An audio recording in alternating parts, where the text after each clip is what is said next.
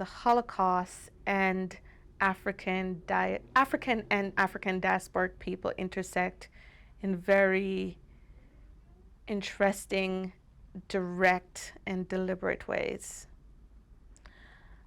We can talk about the fact that Germany actually thousands of years in the numerous years before the actual Holocaust in Germany experimented on the Nama and Herero people in Namibia in the early 1900s. So the kinds of extermination policy, right, after the scramble for Africa, and they had settled into Namibian territory, and the Nama and the Herero were two of the largest tribes, ethnic groups in Namibia. 100,000 of them were killed and buried in sand dunes, and their lands taken by the German. And up to this day, we can still see that disparity because they've been so reduced in population, given the kind of ethnic cleansing that the Germans carried out there. They actually brought the Germans to court here in the United States and have been seeking reparations for their experiences. So that's one deliberate connection that we see between what I do and study here and teach here, between what happened in Germany and how we can connect the US and the Holocaust. I think what people are more familiar with is that the United States and its treatment of African Americans, of indigenous people, of Native Americans, and its overall race laws, segregation laws, Jim Crow laws, became the model for the Nuremberg laws, right? The kinds of treatment of Black people and indigenous people were the basis for Hitler's imaginary of what could be done to the Jews. In fact, they sent prominent lawyers and scholars over here to study the Jim Crow system of excluding Black people and Native people from American society. And one studied here at the University of Arkansas. Came to study at the university and looked specifically into Indian policy. As we know, here in Arkansas, the Trail of Tears runs through Arkansas, following the experience of Indian removal and the dehumanization and mistreatment of indigenous people, the extermination of indigenous people was well documented. But the scholar was, the legal scholar that studied here at the University of Arkansas Law School, was interested in the laws. And it's not a surprise that he came to the South, right? That the Jim Crow South was pretty much the site of the ways in which America tried to keep its population separate, or to enact policies of dehumanization, right? So when we come to African Americans, for instance, and Jim Crow laws, we see the segregation of public schools, right? The exclusions from public life, right? Railroad, rail cars access, anti-miscegenation policies, right? All of this was very fascinating for Hitler and his crew in Germany. Remembering this history is of the utmost importance, especially at this place and time where American society is so divided, where issues of race has taken center stage, and efforts to ban certain kinds of knowledge, access to certain kinds of history, We've seen the critical race theory debates, which is kind of a dog whistle for African Americans, right? So the suppression of particular kinds of stories from American history. And, as we know, those who don't know their histories are doomed to repeat it. So it's of utmost importance. Not only that, we're not too far removed from what happened in Charlottesville. Just recently, where white men carrying torches were screaming blood and soil, which is an actual takeaway from what happened in Germany and what the kinds of the barbaric policies that went into the Holocaust. That was the foundational thinking, right? Blood and soil was the kind of foundational thinking. So is that an effect of the kinds of histories that we choose to neglect or reject or to not examine? Perhaps that is the case. So it's for those kinds of reasons, because we're in this period where we're seeing a reenactment of these policies that we thought we'd left behind, right? Or people pushing towards those kinds of, or moving in those kinds of barbaric directions. We see Jewish synagogues and Jewish people under attack. We have to be quite vigilant about studying this kind of stuff and the connections. We can push it off over to Germany and say, oh, it happened there, right? But as I said, Charlottesville shows us that it's not too far away. We're in a global society, and ideas travel fast, and they have a long life. So it's very important. Even here in Arkansas, too, you see that kind of a thing. We had a student here who was arrested on the way to one of those Proud Boy rallies in recent times, right?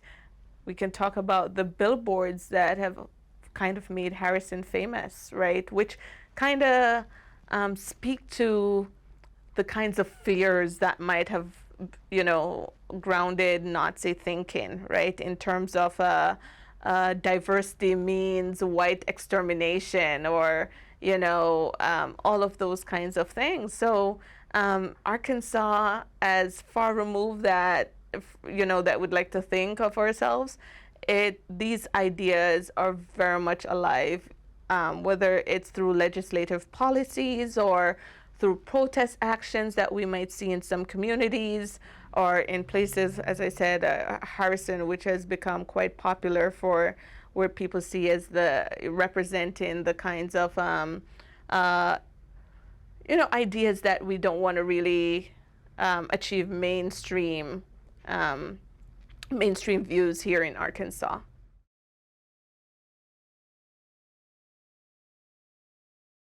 I think students are very open to learning.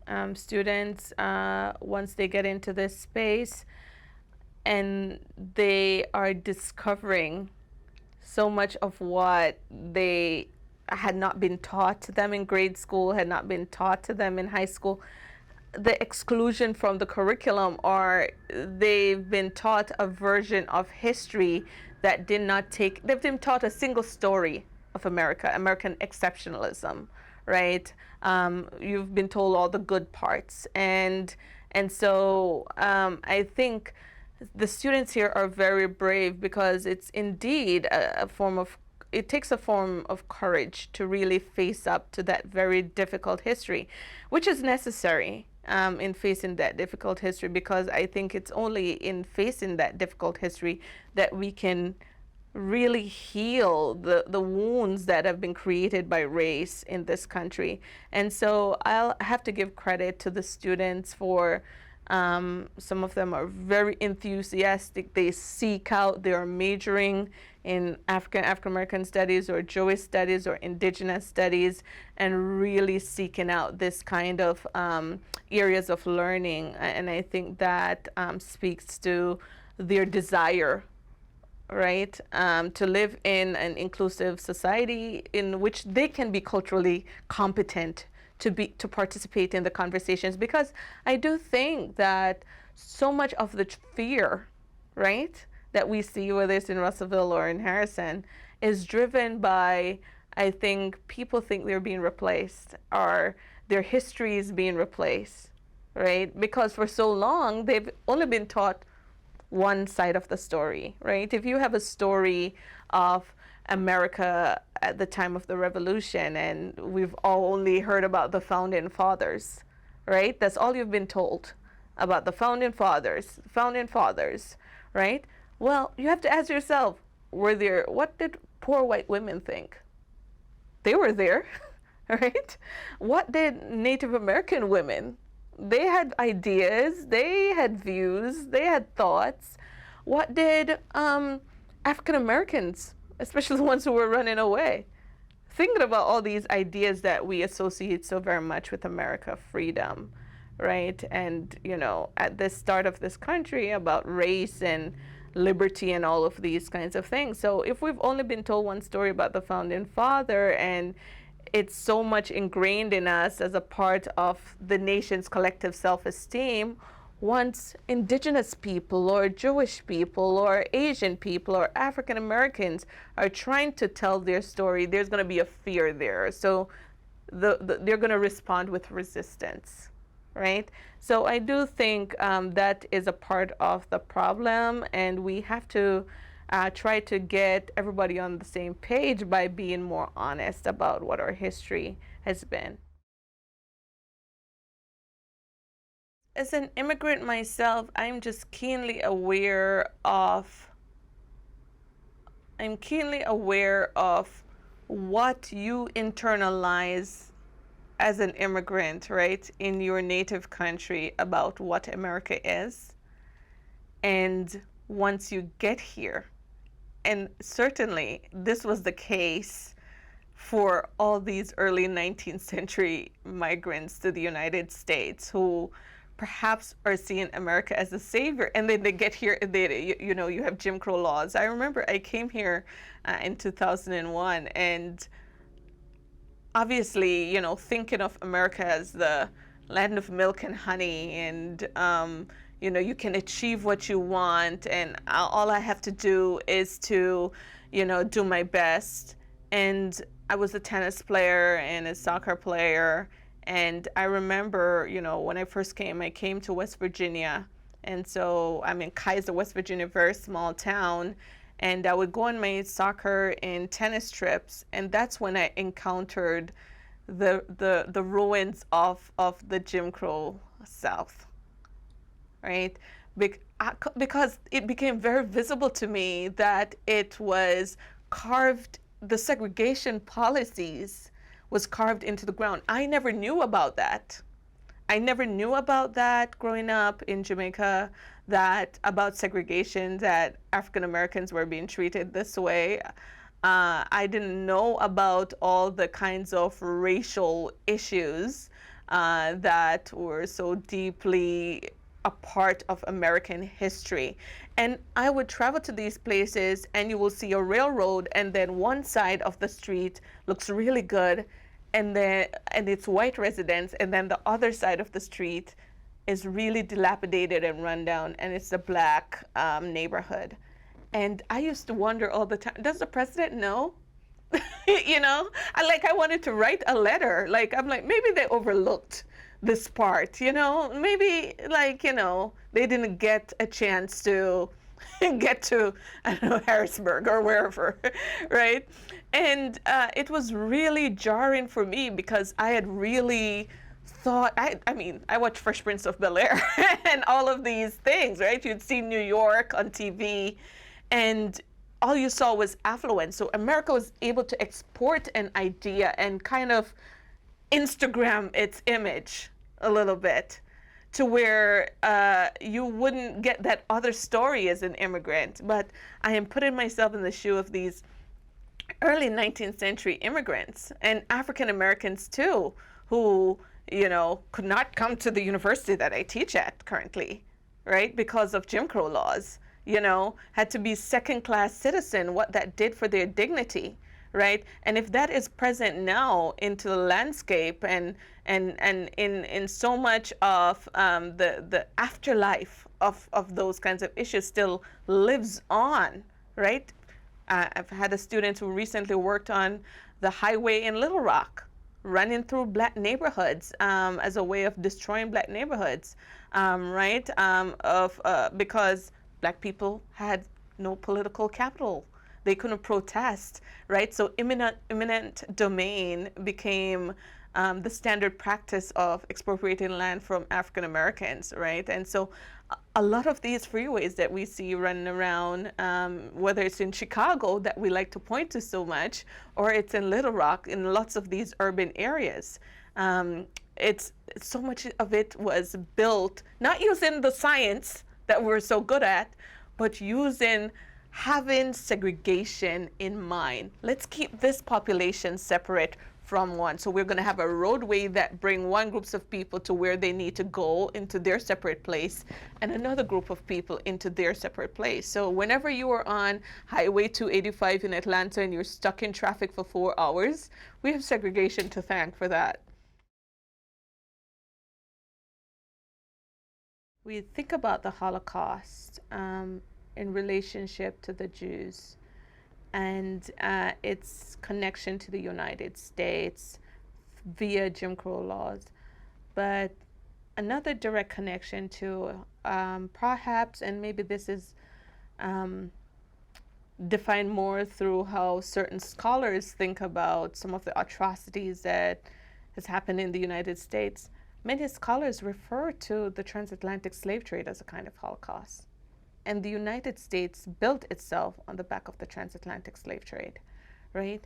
So the juxtaposition then of one Holocaust to the next Holocaust, that we have the afterlife of slavery in Jim Crow system, and then how Africans were treated not only in Africa, in places like Namibia, but also in the United States, that becomes a model for how another society chooses to treat another group of people, is not at all shocking that we're having this film, bring these two kinds of things together. And it's going to take these deeper kinds of inquiries for us to really think about ourselves collectively, outside of the bounds of the nation, right?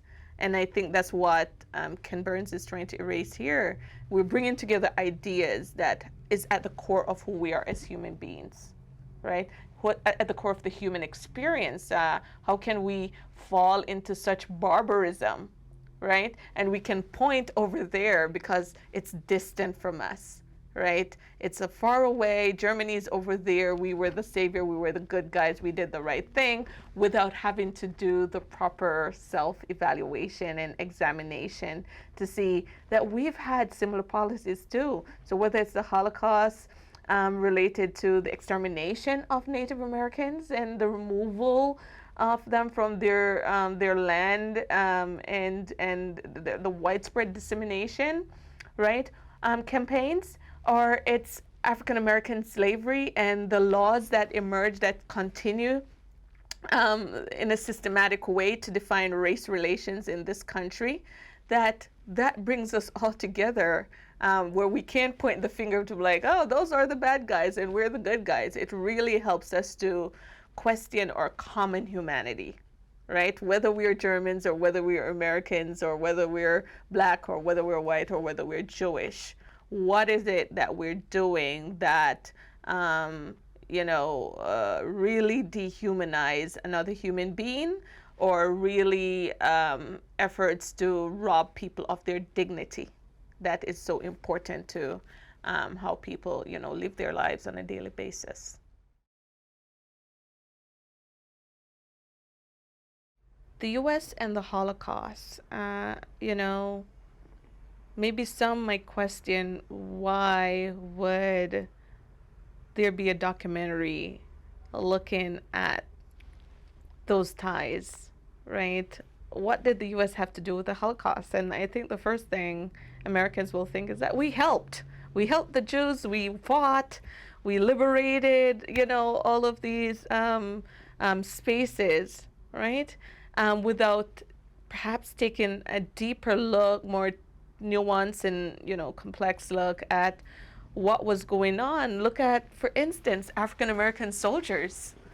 African American soldiers who had to fight against two fascist systems, right? The Double V campaign was an actual campaign among African American soldiers, victory at home and abroad, right? Because they knew they were coming out of a Jim Crow society that was doing the same thing to them that they were going to go fight against on foreign soil, while America tried to articulate to this world that it was this kind of savior, right?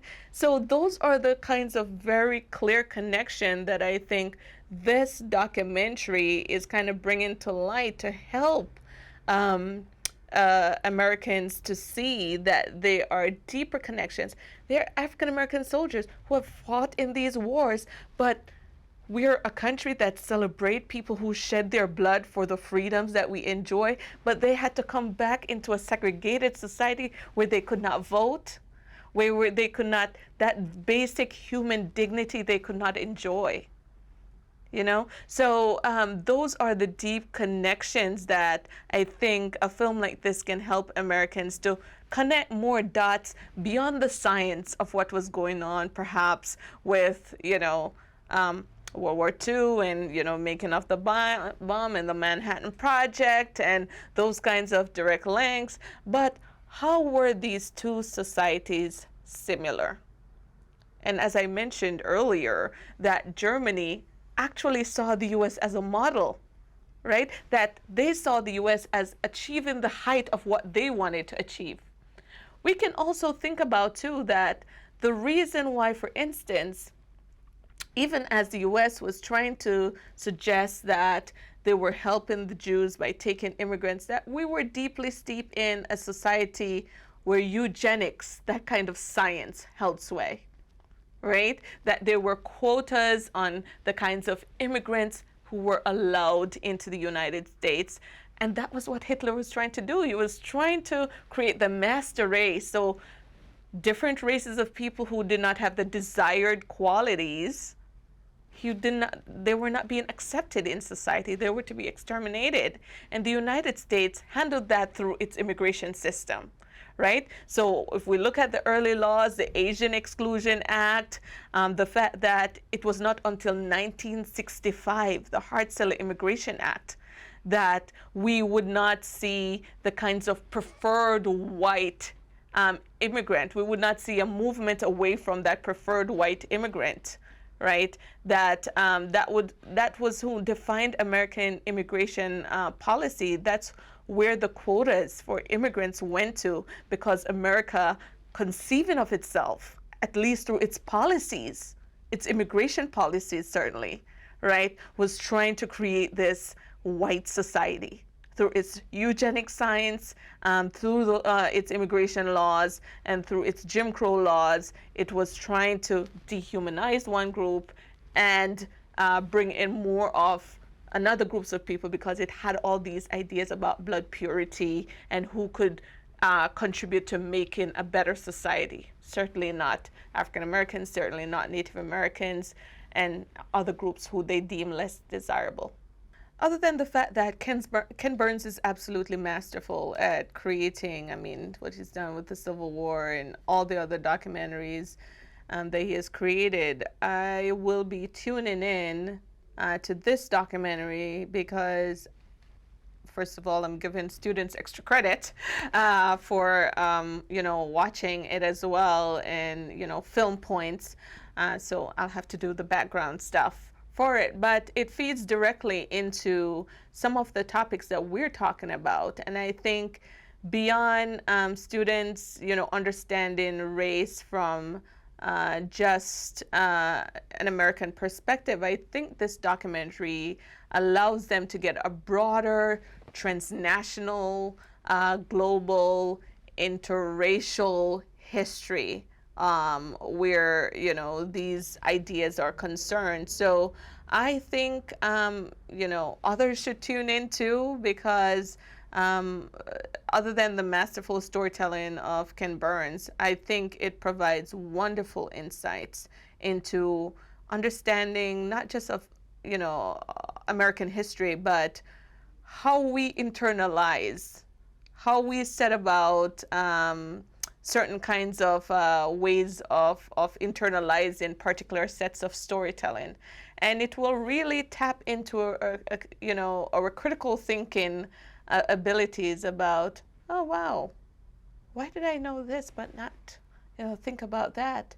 And that kind of thing will only spur other such kinds of questions. Once you get that critical thinking gear going, I think it's the gift that keeps on giving. And so I would, you know, just suggest that others watch it alongside me as well.